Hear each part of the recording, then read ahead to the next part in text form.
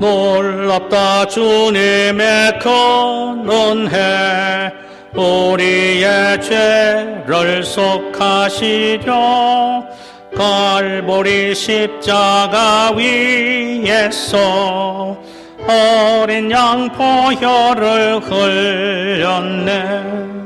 주의 은혜 우리의 죄를 다 씻었네. 주의 은혜 우리의 죄를 다 씻었네. 죄악은 성난 파도같이 우리 영혼을 위협하나 헤아릴 수 없는 존해 십자가 앞에서 보이셨네. 주의 은혜 우리의 죄를 다시 썼네. 주의 은혜 우리의 죄를 다시 썼네. 죄악에 물든 영혼들을 주께서 피로 씻으시네. 지금도 흐르는 그 피에 눈보다 더 희게 씻어라. 주의 은혜 우리의 죄를 다시 썼네. 주의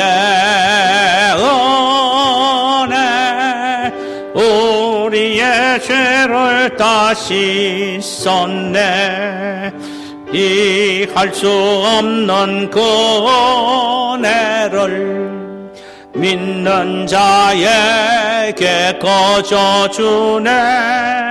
형제여 주 앞에 나와서 또 지체 말고 곧 믿으라.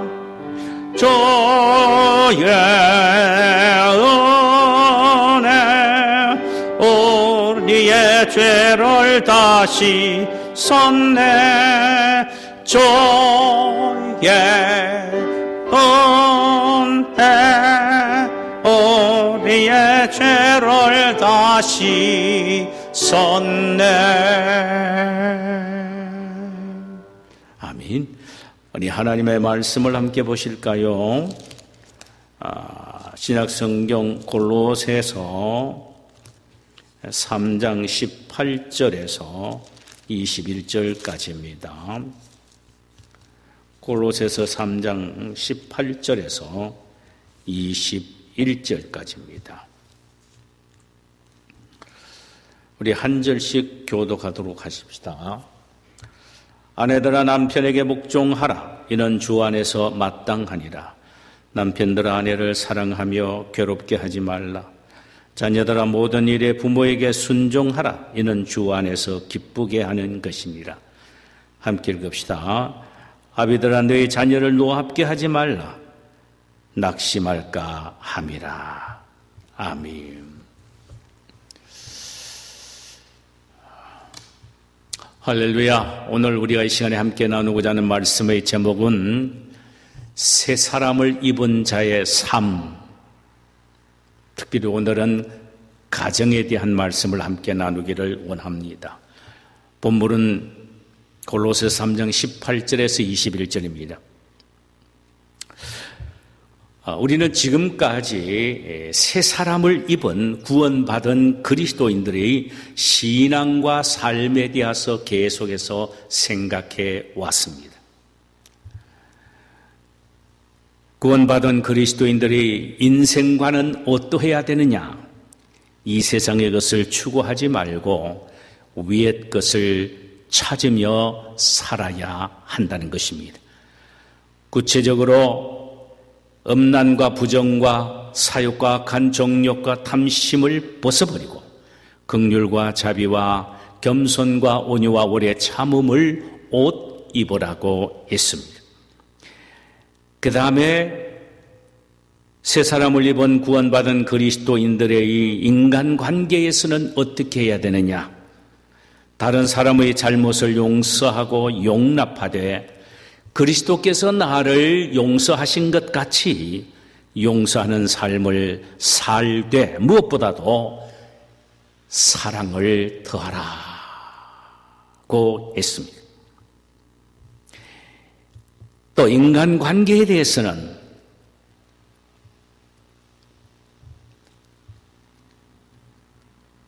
다른 사람의 잘못을 용납하고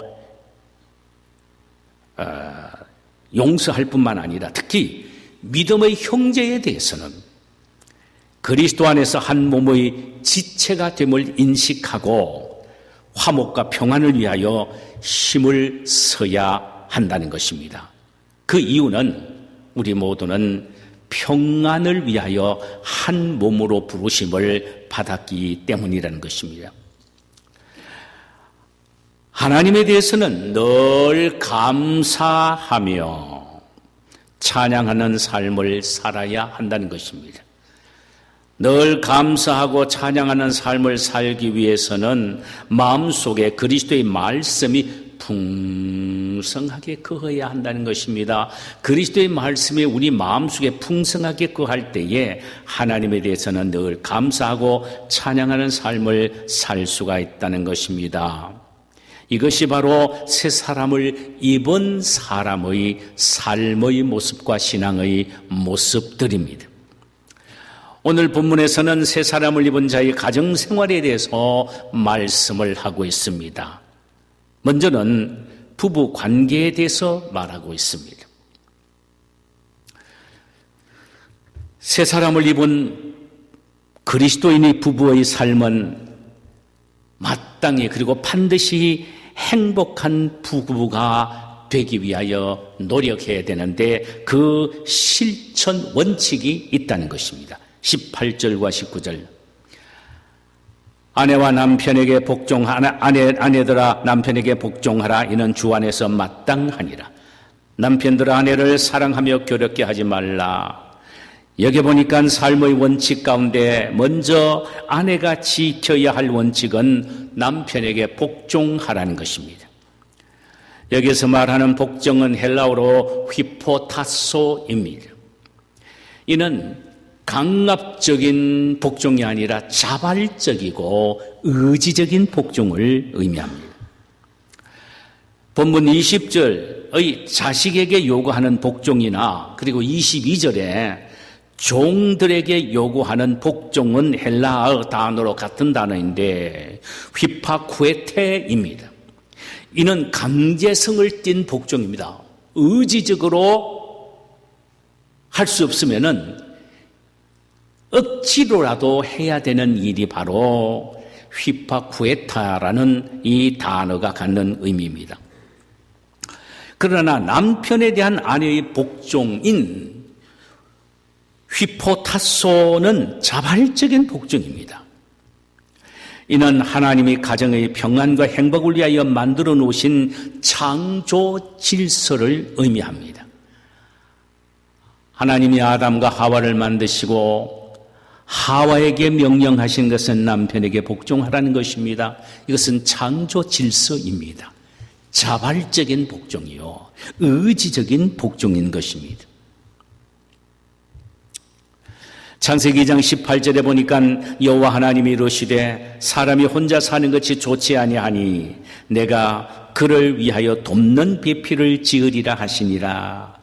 여기에 돕는 배필이 바로 순종하는 존재라는 의미입니다. 고린도전서 11장 3절에서 그러나 나는 너희가 알기를 원하노니 각 남자의 머리는 그리스도요 여자의 머리는 남자요 그리스도의 머리는 하나님이시라. 남편은 아내의 머리이기 때문에 자발적으로 의지적으로 복종을 해야 한다는 것입니다. 마치 자신의 머리이신 그리스도가 하나님에게 하듯 복종해야 한다는 것입니다. 아내가 남편에게 복종하는 것은 주 안에서 마땅하니라고 했습니다. 주 안에서. 이는 예수 믿는 그리스도인으로서 마땅히 해야 할 일이라는 것입니다. 마땅히 해야 할 일이다.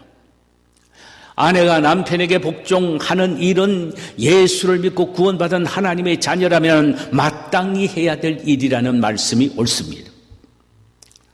그다음 남편에게 요청하는 원칙은 아내를 사랑하래 괴롭게 하지 말라고 했습니다.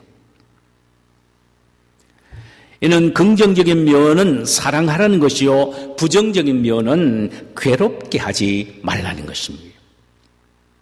어떤 주석가는 말하기를 사랑하라는 말은 아내에 대한 단순한 애정보다는 아내의 행복을 위하여 끊임없이 돌보고 봉사하라는 의미다라고 했습니다.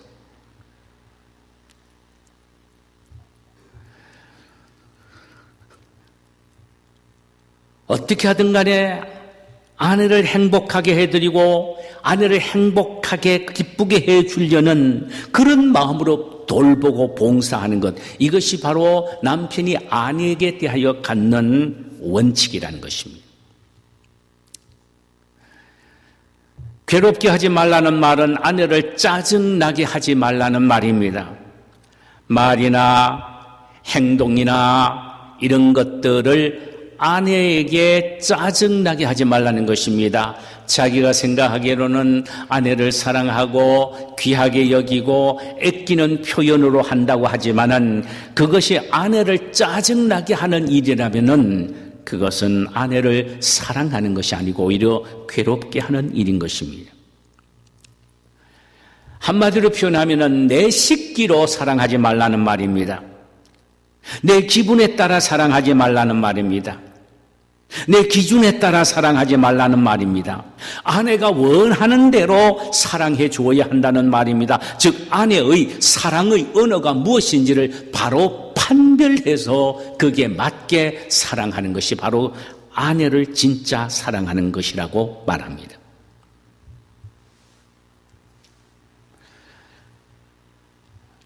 이 말은 단순한 의미에서 그저 아내를 사랑하라는 말의 의미만이 아닙니다. 삶을 통해서 진정 아내 위주로 이해해주고 도와주고 격려해주고 용기를 주면서 일어설 수 있게 또 든든히 설 수 있게 해주는 것, 이것이 진정한 아내에 대한 사랑이라는 것입니다. 이것이 아내에게 지켜야 할 남편의 원칙입니다. 구원받은 하나님의 자녀, 그리스도 안에서 새롭게 변화받은 하나님의 자녀로서의 남편이 아내에게 해야 될 마땅한 원칙이란 말이죠.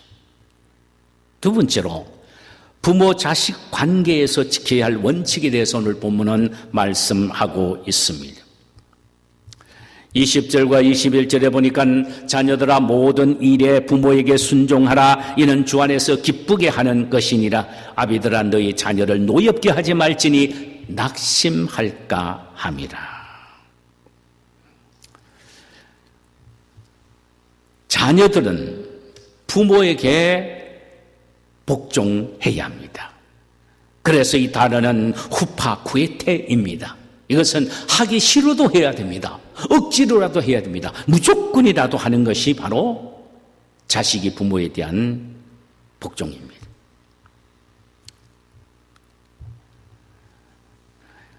그 기준을 이렇게 말합니다. 먼저 자식들은 모든 일에 부모에게 복종해야 된다는 것입니다. 이는 자식이 부모에게 해야 할 복종의 영역은 제한되어 있지 않다는 말입니다. 모든 일이라는 것입니다.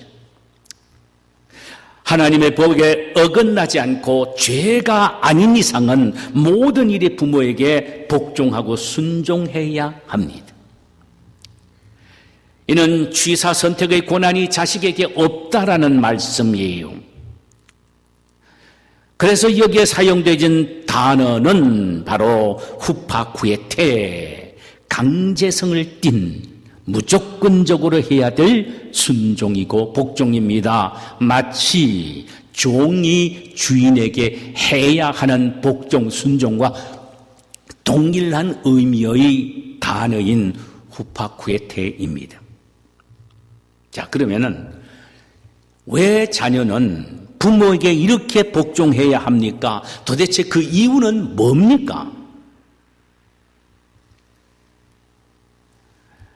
첫째도 두 번째도 자식을 위한 일, 즉 자식인 자기를 위한 일이란 말씀이에요.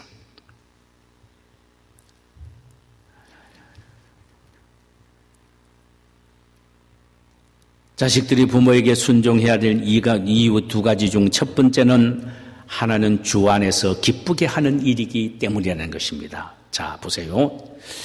여기에 부모에게 복종하는 것이 누구를 기쁘게 해드리는 것이냐라는 부분에 대해서 굉장히 애매한 것처럼 들려집니다.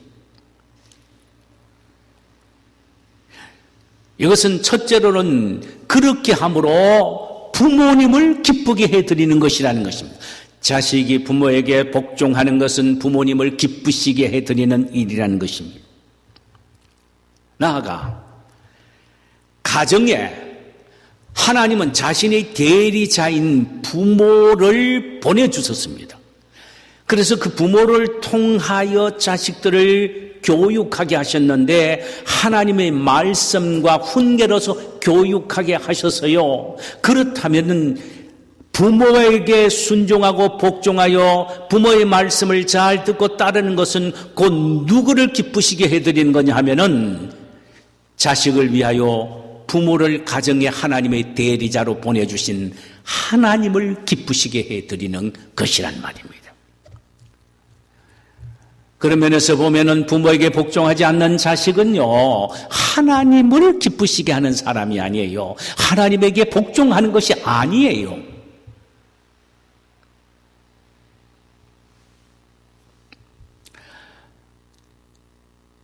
자녀들이 부모에게 복종해야 될 또 하나의 이유는 엄청난 축복이 약속이 되어 있기 때문입니다. 앞에서 말씀드렸습니다마는 하나님께서 왜 부모에게 자식들로 하여금 복종하라고 명령하셨느냐 하면은 자식을 위해서입니다.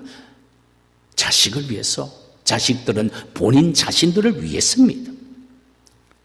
출애굽기 20장 12절에 내 부모를 공경하라 그리하면 내 하나님 여호와가 내게 준 땅에서 내 생명이 길리라. 에베소서 6장 2절과 3절에 보니까 내 아버지와 어머니를 공경하라 이것이 약속이 있는 첫 계명이니 이로써 내가 잘 되고 땅에서 장수하리라. 그러니까 이 세상에 살면서 세상적으로 하나님이 주신 축복을 누리도록 하기 위하여 부모에게 복종하라고 말씀을 하십니다.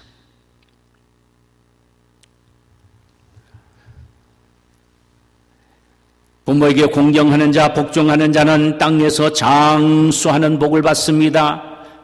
여호와께서 내게 준 땅에서 내게 내 생명이 길리라. 여기에 내게 준 땅이라는 말은 네가 일구어 나갈 땅이 있다 이 말입니다. 기업이 있다.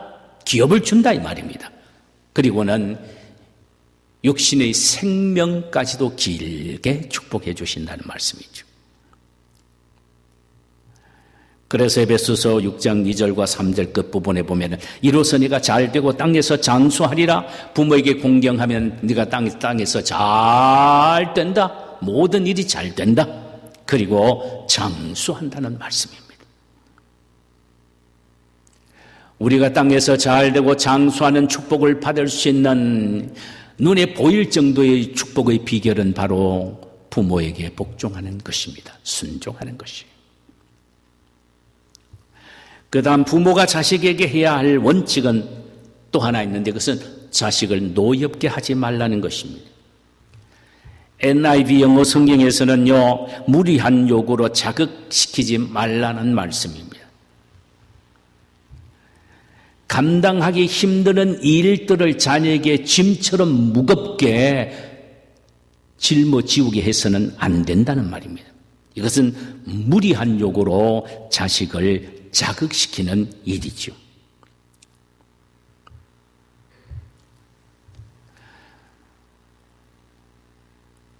그러므로 부모는 이렇게 생각해야 합니다.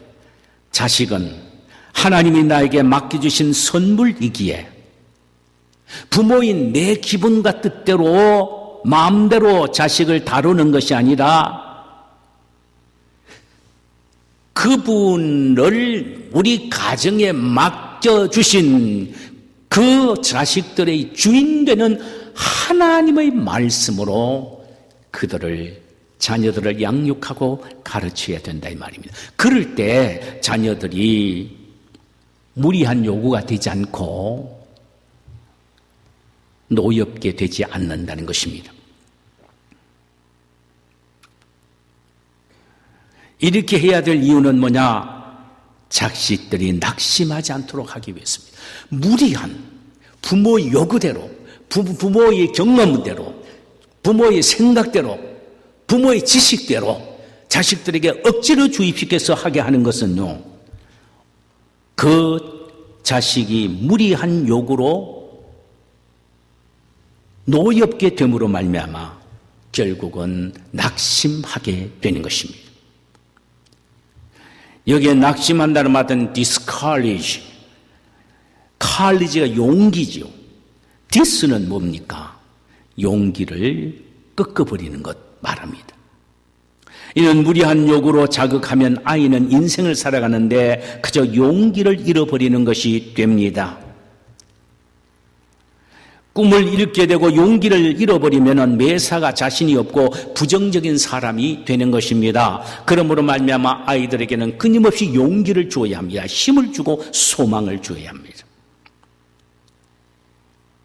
그래서 에베소서 6장 4절의 말씀처럼 주님의 훈계와 교양으로 양육하라. 자식들에게 끊임없이 용기를 줄 수 있는 말씀은 살아계시는 하나님의 말씀으로 양육하는 것입니다. 그러므로 부모는 하나님의 말씀으로 자식들을 교훈하고 하나님의 말씀으로 권면하고 때로는 하나님의 말씀으로 책망하며 때로는 하나님의 말씀으로 징계를 해야 합니다. 하나님의 말씀으로 하기 때문에 그 말씀이 그 아이를 다시 분발하게 만들고 회개케 만들고 돌아오게 만들지 결코 그 말씀 앞에 좌절하지는 않고 디스커리지 되지는 않는 것입니다. 그래서 살아계시는 하나님의 말씀으로 양육해야 합니다. 결코 부모의 생각과 욕심과 일방적인 부모의 가치관을 억지로 주입시키는 폭군처럼 대해서는 안 됩니다. 또 그저 부모님은 자식들이 조금이라도 상처 안 받고 그저 아픔을 겪지 않도록 하기 위하여 그저 오냐 함으로 키우면은 그 자식은 결국 스포일되고 마는 것입니다. 하나님의 훈계와 교양, 하나님의 말씀으로 자녀들을 양육해야 합니다. 이것이 그리스도 예수 안에 새 사람 된 믿음의 부모들이 자식들에게 가르쳐야 될 교육입니다. 교육의 원칙입니다. 말씀을 맺겠습니다. 우리 모두는 그리스도 예수 안에서 새로운 피조물이 된 새롭게 된 사람들입니다. 모든 면에서 삶이 바뀌어져야 하죠. 가정생활에서 부부가 서로 복종과 사랑으로 엮어져야 하고 자식들은 부모님을 하나님의 대리자로 생각하여 하나님의 말씀을 순종하고 공경하듯 부모에게 복종해야 합니다. 부모들은 자식을 내 생각대로, 내 마음대로, 내 고집대로, 내 경험대로, 내 철학대로 키우는 것이 아니라 오직 하나님의 교훈과 훈계로 양육해야 합니다. 그럴 때에 그 자녀가 하나님 앞에 바로 성장하게 되고 바로 서게 되고 결코 실족하지 않는 인생을 살아가게 될 것입니다. 오직 하나님의 교훈과 흉계로 양육해야 합니다. 할렐루야.